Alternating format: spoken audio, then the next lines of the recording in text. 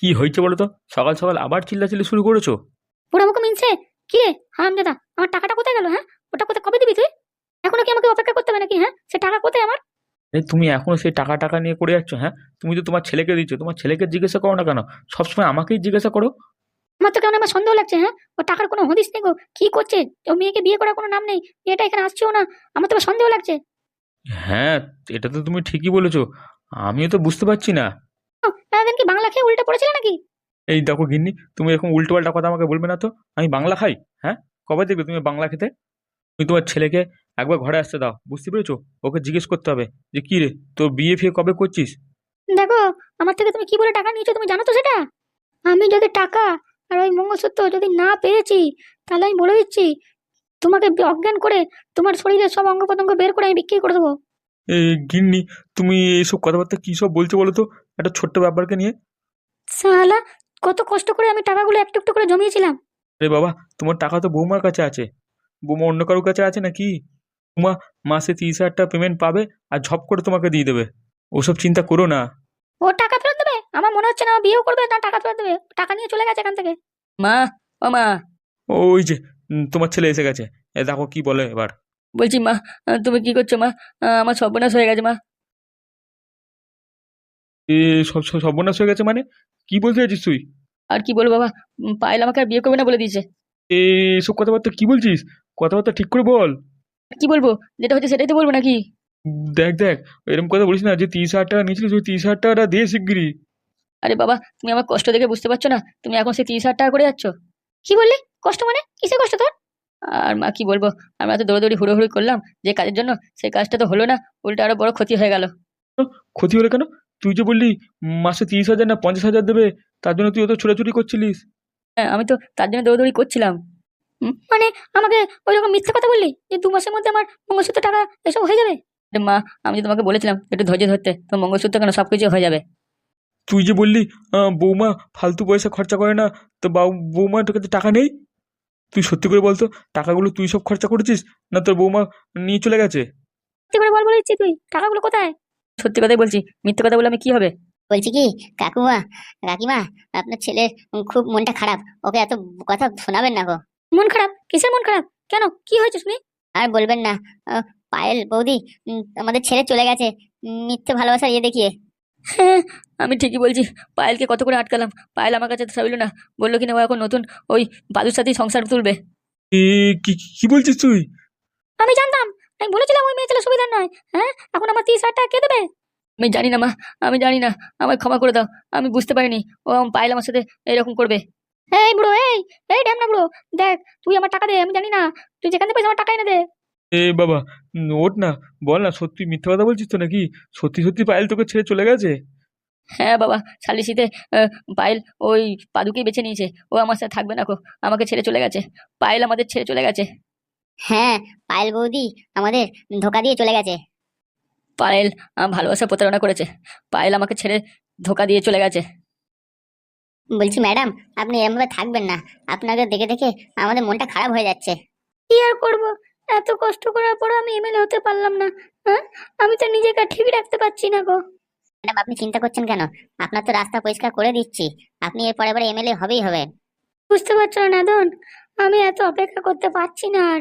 এতদিন তো অপেক্ষা করেছিলাম আমি।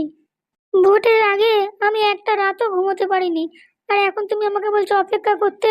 কি করে করব আমি? পারবো না, পারবো না। আমি এই হার কি করে মেনে নেবো বলো?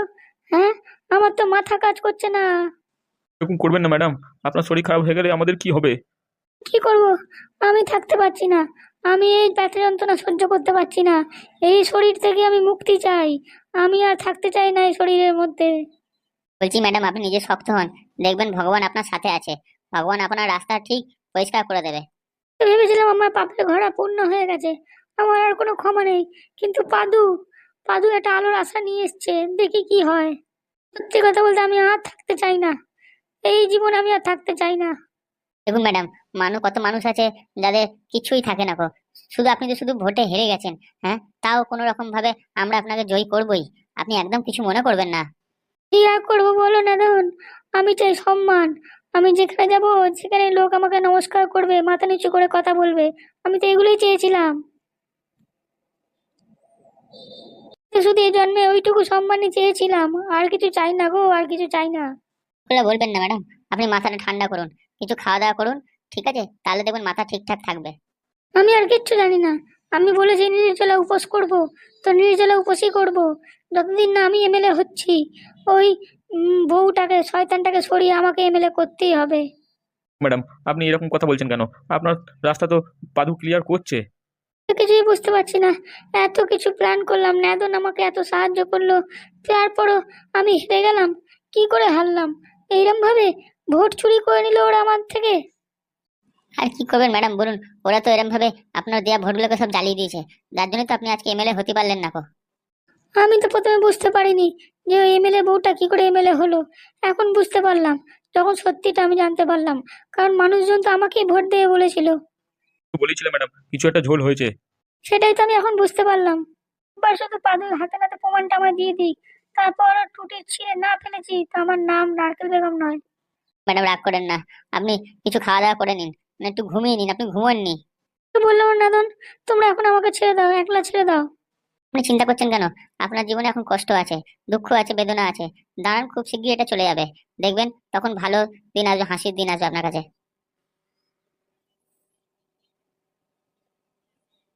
একটু সহ্য করে থাকুন, তারপরে দেখবেন আপনার ভালো সময়টা আসছে। কি আর বলবো, হ্যাঁ? কবে কবে আমার জীবনে সুখ আসবে? সারা জীবন তো দুঃখই চলে এলো। একটু লোকের হেল্প করছি, সাহায্য করছি, উল্টা আমারই ক্ষতি হচ্ছে। আসলে ম্যাডাম, আপনিও তো মাঝে মাঝে কিছু অন্যায় কাজ করেছেন, সেই জন্যই হয়তো এরকম দিনটা আজকে এলো। সে তো বুঝতে পারছি, কিন্তু আমি এত বড় বাস দিইনি, যত বড় বস আমি পেছনে খেলাম। ওইটাই তো ম্যাডাম, ছোট বড় এখানে কিছুই ব্যাপার নেই, যেরকম করেছেন সেরকমই আজকে ফল ভোগ করছেন। আর তুমি কি বলতে চাইছো নাদান? আমি ভুল কাজ করেছি বলে তার ফল এটা? না, অ্যাকচুয়ালি ম্যাডাম আমি ওরকম ভাবে বলতে চাইনি, আপনি আমাকে বোঝানোর জন্য বলছি। এক স্বামী আছে, ও এরকম কথা বলছিল। হ্যাঁ, কোথায় এই দুঃখের সময় আমার পাশে থাকবে তা না, আমাকে বলছে কিনা কর্মের ফল পাচ্ছ। ও তো একটা কলঙ্ক, স্বামীর নামে কলঙ্ক হয়ে গেছে। তার সঙ্গে তোমরাও এরকম ভাবে আমাকে বলছো। ম্যাডাম দেখুন, ওরকম কিছু ভাববেন না, আসলে মনের মধ্যে এলো কথাটা তাই বলে ফেললাম, আপনি আমাদের ক্ষমা করে দেবেন। এখন তোমরা আমার মাথা খারাপ করো না তো, চলে যাও এখান থেকে, তোমরা চলে যাও, পরে কথা বলবে। ম্যাডাম, আপনি একটু ঘুমিয়ে নিন। না, আমি একদম শোবো না, কিচ্ছু করবো না। ম্যাডাম দেখুন, আপনি আমাদের উপর রাগ করে থাকলে রাগ করতে পারেন, কিন্তু নিজেকে এরকম ভাবে কষ্ট দেবেন না। তোমরা চলে যাও, বুঝতে পারলে? চলে যাও, আর মাথা গরম করো না আমার। ম্যাডাম, আপনি যাতে মন খারাপ করছেন, আপনার তো কপাল তো খুলেই গেছে, পাদুদা তো আপনার কপাল খুলে দিয়েছে। পাদু, পাদু তো শুধু বলে গেল, ও আর করলোটা কি এখনো অবধি? মনে তো হচ্ছে আপনি বেশি দিন আর অপেক্ষা করতে পারবেন না, আপনাকে খুব শীঘ্রই এমএলএ হতেই হবে এবার। আমি তো মানে তো তোমার বুঝতে পারছি এখন। আমাদের পাদুদা স্যাটেলাইটে তো সবই দেখে নিয়েছে যে আপনি কেন হেরেছেন, ওই কটকটির জন্যই তো ভোটে হেরেছেন। হ্যাঁ, আমি সব বুঝতে পেরেছি, ওই কটকটির জন্য। কটকটি যে এরকম কাজ করতে পারে এটা ভাবতেও পারেনি। কত বড় হারামি, হ্যাঁ? রাতের বেলা ওইরকম ভাবে ঘরের মধ্যে ঢুকে আপনার নামে যত ভোট ছিল সবগুলো নিয়ে গিয়ে ওই নদীর ধারে কিরম ভাবে জ্বালিয়ে দিল। হ্যাঁ, হ্যাঁ, তোমরা ওকে নিজের চোখে দেখেছো নাকি ওটা? হ্যাঁ, আমাদের পাদুদার স্যাটেলাইটে সবকিছু ধরা পড়েছে, তো আমরা তো ভিডিওটা দেখলাম। ম্যাডাম, আমি এখনো বুঝতে পারছি না ওই ঘরে সাধারণ মানুষ ঢুকলো কি করে, ওটা তো কোনোভাবেই সম্ভব নয়। হ্যাঁ, এটা ঠিকই কথা, যদি ভিডিও না থাকতো তাহলে এই কথা কেউ বিশ্বাস করতো না। ওই জন্যই তো আমাদের পাদুদা আছে নাকি? পাদুদা তো সায়েন্টিস্ট আর এমনি এমনি হয়নি। আমি জানতাম গো, জানতাম। পাদু হচ্ছে আমার ভগবানের রূপে এসেছে আমার কাছে সাহায্য করতে। ভগবান পাদু রূপ ধরেই আমার কাছে এসেছে।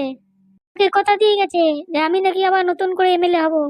আমি তো মনে মনে বিশ্বাসটা রেখে দিয়েছিলাম ওই জন্যে। সেই বিশ্বাসটা সম্পূর্ণ করতে চলেছে আমাদের পাদু। পাদু সত্যিই ভগবানের রূপ। বলছি, নাদন, তোমার পাদু ওই যেটা বলে গেছে সেটা প্রমাণ করে দেবে তো? আমাদের পাদুদা করতে পারে না এমন কোনো কাজ নেই, বুঝতে পেরেছেন? এই তো থানাতে দারোগা বাবুদের দুটো ভালো করে দিয়ে এলো, এবার ওই কটকটি আর ওই এমএলএ বউয়ের পালা। একবার শুধু আমি প্রমাণটা পেয়ে যাই যে ওরা এইসব কাণ্ড করে আমাকে হারিয়েছে, তারপর ওদের সাথে কি করতে হবে সেটা আমার দায়িত্বে পড়বে।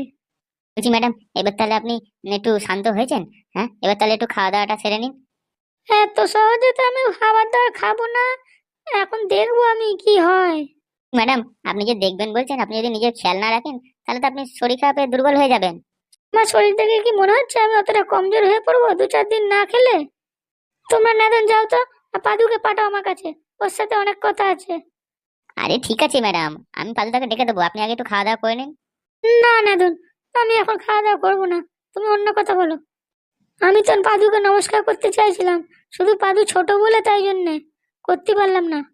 ঠিকই তো বলেছেন, পাদুদা তো আপনার থেকে অনেক ছোট, আপনার ছেলে বয়সী। আপনি ওরকম পায়ে হাত দিয়ে নমস্কার করলে পাদুদা খারাপ ভাববে না? তুমি জানো না, পাদু যদি না আসতো তাহলে আমি হয়তো পৃথিবীর বুকে বেশি দিন থাকতাম না গো, মরেই যেতাম।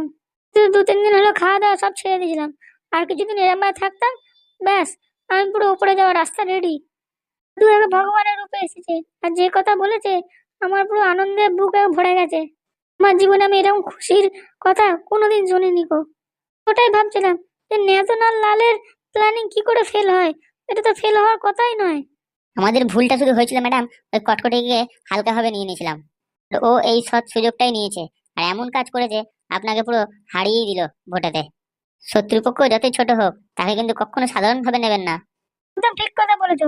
শত্রুরা দেখতে এরকম ছোট হয়, কিন্তু তারা ভেতরে ভেতরে অনেক বড় বড় কিছু ক্ষতি করে দেয়। এরকমই তো কটকটিটা বেরোলো ওরম করে। আপনি তো জানেন, আপনার ওই কটকটি এর আগে যত টাকা পয়সা ছিল সব ওই চুরি করেছিল। আমি জানতাম গো, কিন্তু আমি তোমাদের কথা বিশ্বাস করিনি প্রথমের দিকে। অবশ্য পাদু তো এটা বলেই গেল যে আমি বিপদের মুখে পড়েছি বলে তোমাদের কথা বিশ্বাস করছি। সত্যি আপনার হাতে পাওয়ার কিন্তু কম ছিল না। হ্যাঁ, আর পাদুদার সংসারটা তো পুরো একদম শেষ হয়ে গেছে। যে পাদুদার চাকরিটা এরকম হোল্ড করে দিয়েছিলেন, পাদুদার জীবনটা একবারে পুরো আলকাতরা হয়ে গেছিল। আপনার জন্যই তো পাদুদার সংসারটা ভেঙে যাচ্ছিল, বউ ডিভোর্স দিয়ে চলে যাচ্ছিল।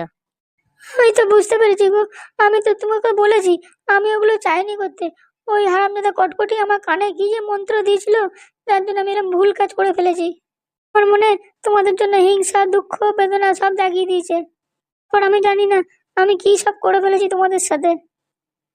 অচেনা মানুষ যে ওকে কখনো আপনি বিশ্বাস করতে যাবেন না, বুঝতে পেরেছেন? সেই কিন্তু আপনার সর্বনাশটা করে দেবে। আমাদের সাথে তো আমাদের পরিবারের কত পুরনো সম্পর্ক, হ্যাঁ, কত রকম ব্যবসা, পাদুদা আপনার তেলের ব্যবসা কত কি করেছে। টাকা বাকি ছিল, কত টাকা না 1.5 লাখ টাকা, সেটা পাদুদা আমাকে বললো, আপনি নাকি দেননি এখনো। এই কষ্টটা আমার মনের মধ্যে আছে গো, সেটার জন্য আমি এখনো নিজেকে ক্ষমা করতে পারিনি। আমি সব টাকা ফেরত দিয়ে দেবো, টাকা বললে বেশি বেশি টাকা করে ফেরত দেবো। ম্যাডাম, আমরা বেশি টাকা নিতে চাই না, যেটা আমাদের পাওনা টাকা সেটা শুধু দিয়ে দেবেন তাহলেই হবে। কারণ আমাদের সংসারের অবস্থা ভালো নয় তো, তাই আমাদের কাছে টাকার অনেক মূল্য আছে। টেনশন করো না, তোমরা শুধু আমাকে একবার এমএলএ বানিয়ে দাও, আর ওই কটকটি বাচ্চাটাকে আমার সামনে এনে দাও, তারপর দেখবে আমি তোমাদের জন্য কি করতে পারি। আমাদের পাদুদা একাই 100, উনি একাই দেখে নেবে, আপনাকে কিচ্ছু চিন্তা করতে হবে না।